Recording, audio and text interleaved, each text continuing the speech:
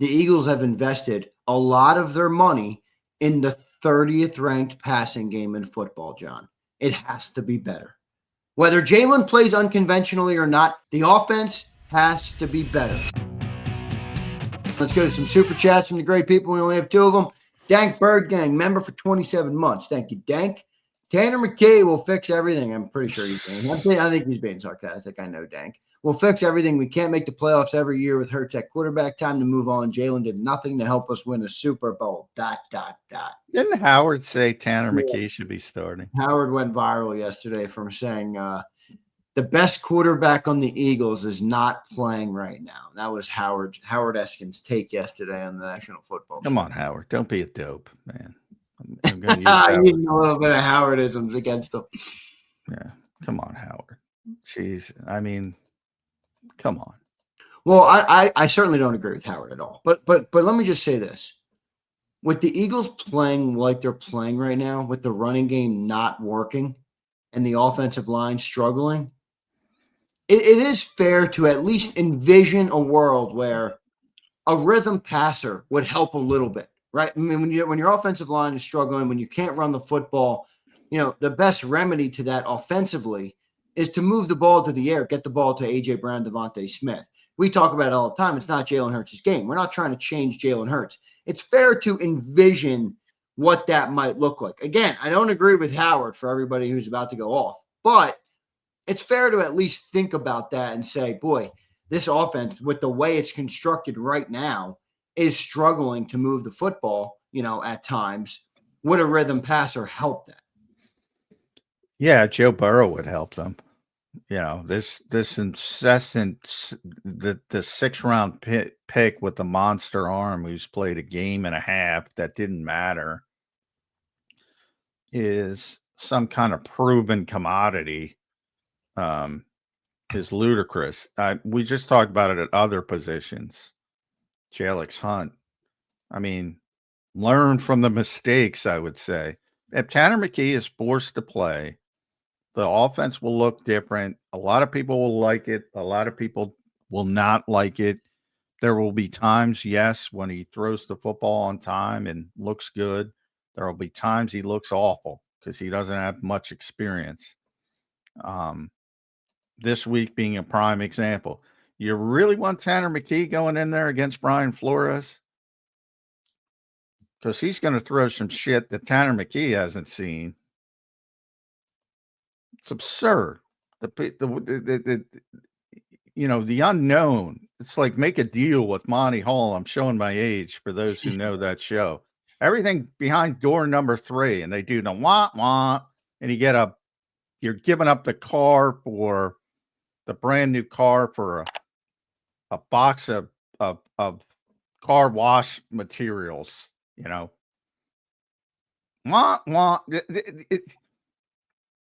got a top 10 quarterback. He plays unconventionally. Bottom of the top 10, but bottom of the top 10. He plays unconventionally. Your 6th-round pick from a couple years ago. Look, there can always be the Brock Purdy's, as we mentioned, but rare. It's going to take some time. So be prepared if that happens. He's not going to go out there and be Jared Goff. And I think people think that's what's going to happen. Look how long it took Jared Goff to become Jared Goff.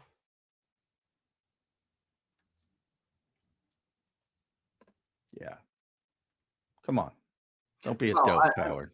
Look, I agree that it's a dopey comment to say that Tanner McKee would come in and save the Eagles. It's what's not an unfair comment is the Eagles have invested a lot of their money in the 30th ranked passing game in football, John. It has to be better. Whether Jalen plays unconventionally or not, I don't really give a shit. The offense has to be better. Fair? Well, I agree for long-term sustained success. They've already proven it doesn't have to be better and you can win. They've literally proven that. Well, no, they had the number 1 defense and number 1 running game, though. If they don't have that, but they won with the 30th ranked passing offense. Yeah, they won a Super Bowl. They Yeah, won a Super Bowl. do they have that with it? Do they win that without the number 1 overall defense? Of course not.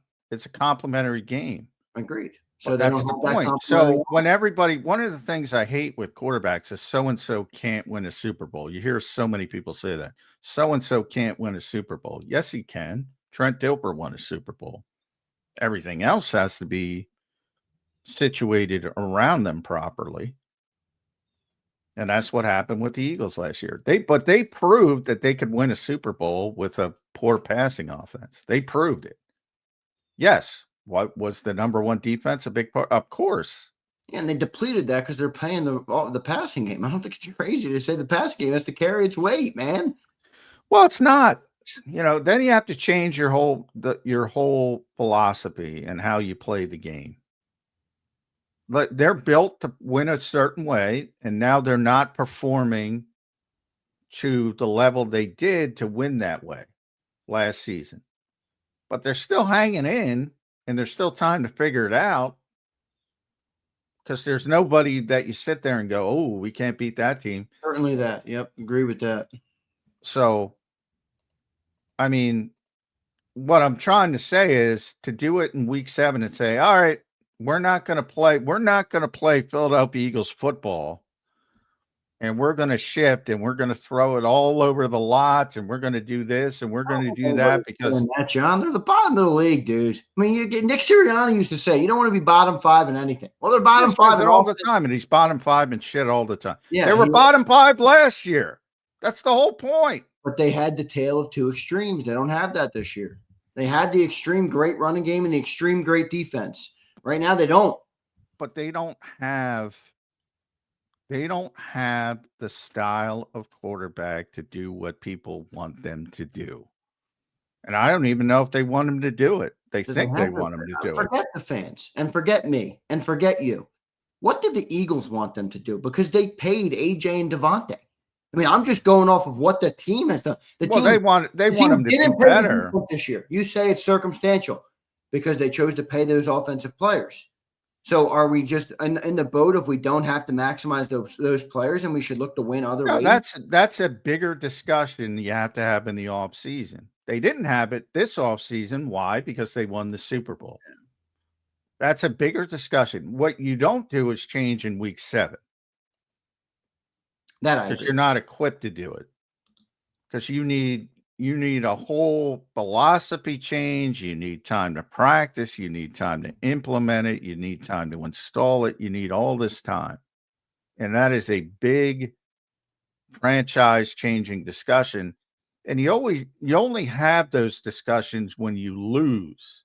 You don't have, that's one of the difficulties of winning. Everybody knew this wasn't sustainable, that path. Everybody knew that logically. Nobody talked about it. Well, we won it. Nobody talked about it. How many times we get yelled at for bringing up, hey, by the way, the passing game stunk pretty consistently last year. Oh, you guys just hate Jalen Hurts. You do this, you do that. No, objectively, it wasn't very good.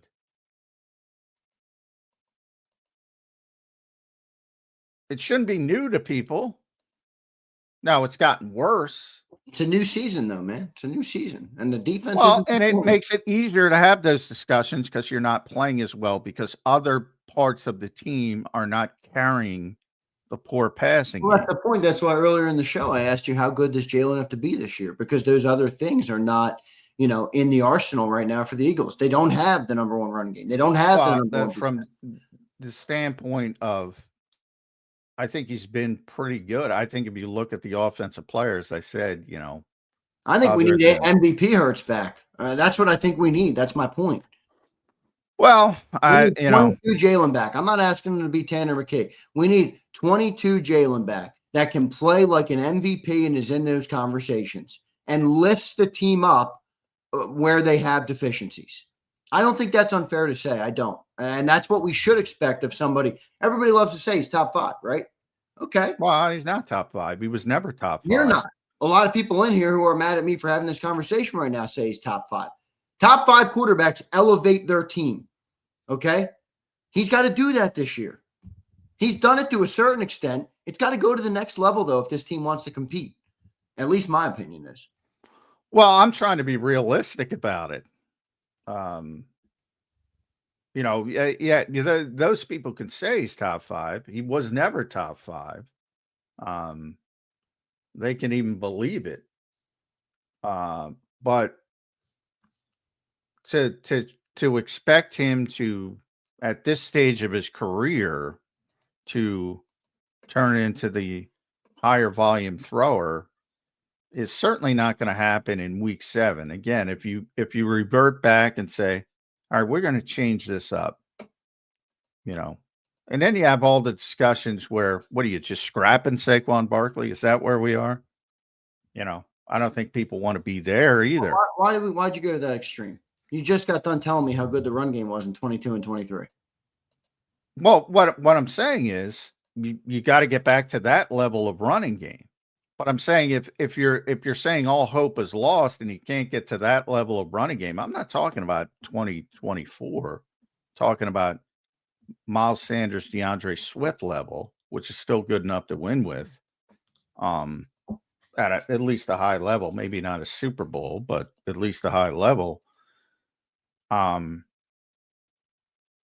You should be able to do that with Saquon Barkley.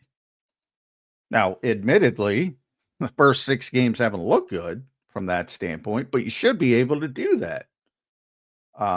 Unless we're going to say, oh, we can't do that, which I don't see that happening with this organization at this point.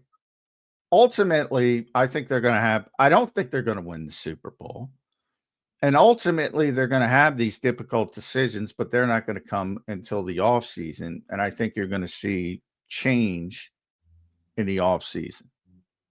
What type of change? Significant change, because I think Jeffrey Lurie still at the top will be, went along for the ride because the ride was winning. Yeah. He doesn't want to go along for this ride. Well, that's kind of my point. I mean, you're making me sound crazy. I'm like, dude, they're paying all this money of the offense. There's no way they don't think the offense should carry the water. I mean, I got somebody in here right now. Why aren't you ripping the defense? I'm like, it's fair. But if you go to the supermarket and you spend $10 on something and $1 on something else, you would assume to get more out of the $10 item. If you spend money on a $50,000 car or a $10,000 car, you're going to expect the $50,000 car to have a little bit more trinkets, to do a little bit more things, to be a little bit faster. I mean, they spent $200 million in the offense, John. They spent 40. It's the lowest paid defense in football. I get it's circumstantial, but that doesn't mean that the offense doesn't have to carry its weight. Well, I don't disagree with the overall statement and your metaphor. I think it's a good metaphor. You get what you pay for. And the Eagles overachieved on defense from the standpoint of what they paid for. And now I wouldn't even say underachieving. I would say they're probably where they should be. And they had, a couple good games, couple bad games because they have a great defensive coordinator. And it's sort of, stabilized to where it should be, and probably will continue to be for the rest of the year. You hope they get better and more consistent, especially the younger players, the Makubas of the world. You want to see more consistency as it goes on, and maybe you can improve from that standpoint. But yeah, I mean, obviously the high profile guys on this team are on offense and they're not performing to the level. But, that's one thing that I've said pretty consistently. Even if you go back to 2022, which was the high point for the offense, they've never been what people think they are in this town. And by that, I mean, one of the great offenses of all time. Oh, they have more talent than, how many times do you hear that? They have more talent than everybody else. They have better skilled people than anybody else. Yada, yada, yada. There's no real evidence that ever took hold. Again, with the great, and I'm talking the great offenses. The Eagles skill players? What's that? You talking about the Eagles? I assume you're talking about the Eagles skill players. I mean, Yeah. You tell me AJ Brown's the best pure football player on the team every summer.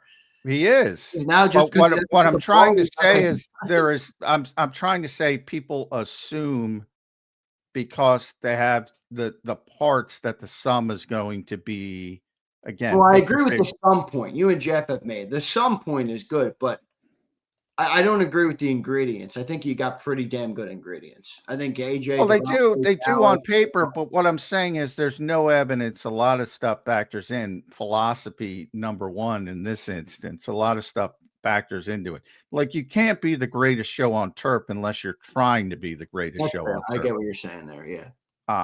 What I'm trying to say is not that they don't have good players. They obviously have good players. I'm trying to say there's no evidence that this offense was ever near one of the best offenses of all time. Yeah, you Had can't take no a cake if evidence. you're baking a cupcake. I get what you're Yeah. saying. Yeah. And I think, a lot of that has to do with philosophy.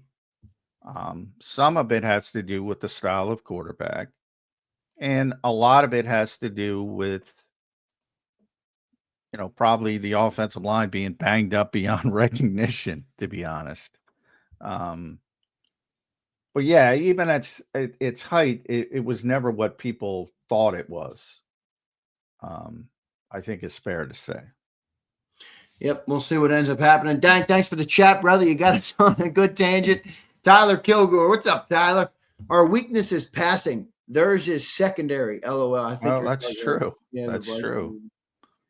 Vikings. They don't have a very good secondary. They have 4 cornerbacks. I was looking at that the other day. They have 4 cornerbacks on their roster.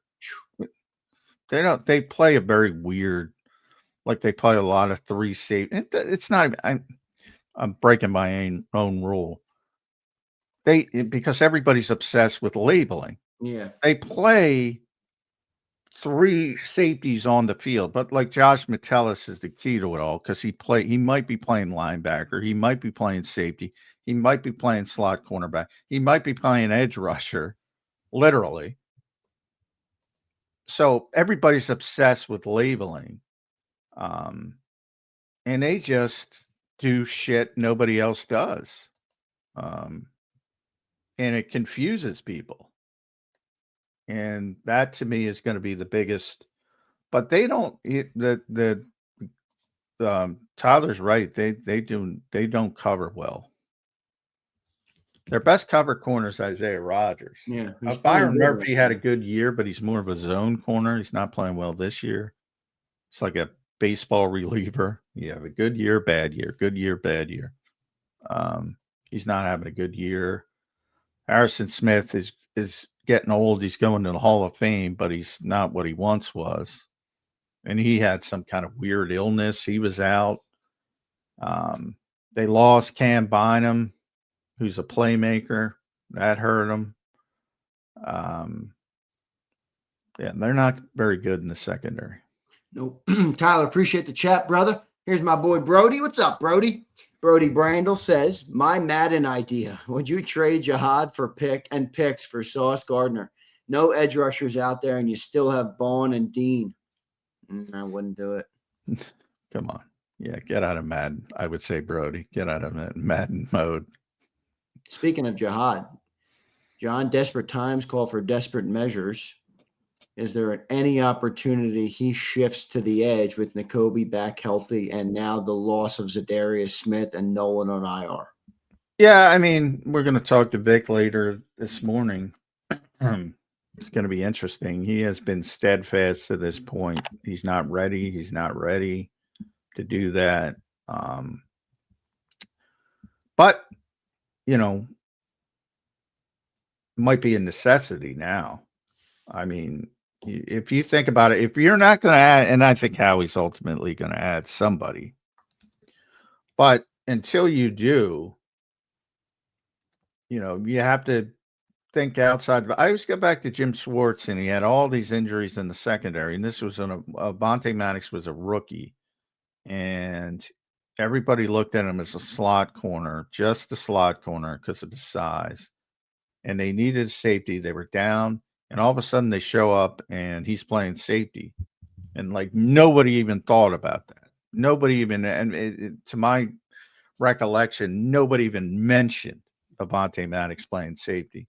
And all of a sudden, Jim rolled him out there because he had to. He had to think outside the box. So Vic doesn't want to do it, but he might have to do it because N'Kobe can play. We've Right. all seen it. If That's he's what I'm healthy, saying. That's why I said desperate times call for desperate measures. I understand it's not what Vic wants, but you might have to do it. right. And if he can't do it, guess what? You might have to play Zach Bond at edge rusher and play N'Kobe, and that might be the real outside the box, and play N'Kobe and Jihad at off ball, because remember, N'Kobe's the middle linebacker. So you can have the weak side linebacker, and Zach can do either. But, Zach's the guy who might be ready to do it. Yeah.